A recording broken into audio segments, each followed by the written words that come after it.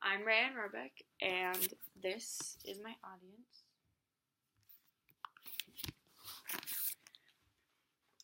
Scenario number 1. Imagine talking with your best friend about last night's football game, when all of a sudden, your friend passes out. You start to panic. You bend down and shake her awake, but her head just lolls from side to side. She stops breathing. You just watched your best friend die. Scenario number 2. Imagine talking with your best friend about last night's football game, when all of a sudden, she passes out. You start to panic. You bend down to shake her awake, but her head just lolls from side to side.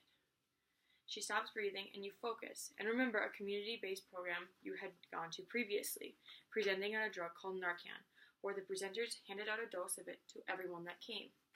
You pull it out from your backpack and administer it to her. Then you call 911. I am a first responder for Kindred Area Ambulance.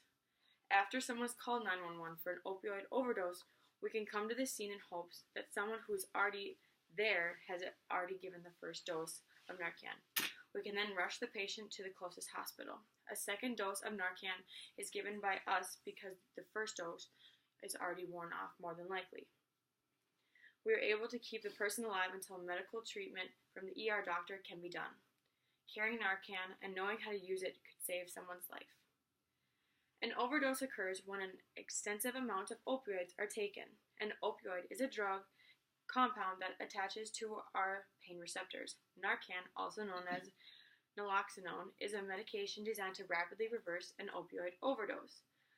Opioids are also a depressant, so they slow everything down. They start by slowing down your breathing, eventually causing you to stop breathing overall. The drive that your body naturally has come to a stop because your brain is no longer telling your lungs they need to work. Narcan reverses this by blocking off your pain receptors. If given early enough, it will quickly restore your body's drive to breathe again. Any emergency services, such as police forces, fire and rescue, and paramedics, have Narcan on hand. They all know how to administer it upon arrival of the accident scene. Then we can start the first part of treatment. Upon arrival of a hospital, doctors and nurses can continue the treatment. There are 4 different ways Narcan can be administered. The first 3 are through an injection. One of them is directly into the vein, the second one is into the muscle, and the third one is into the subcutaneous layer of the skin. The last way it can be given is through a nasal spray. All of these ways are effective, but in an off case of overdosing and you didn't actually overdose and you were still given Narcan, it will not affect you and it will do no harm.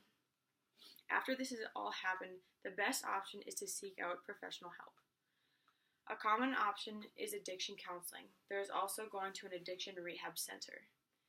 Both of these places have several opportunities to attend. Being smart is also an important option when going out for a party because it is key to ensuring your own safety. But if it does happen that you or your friend do overdose, it is key to know what to do.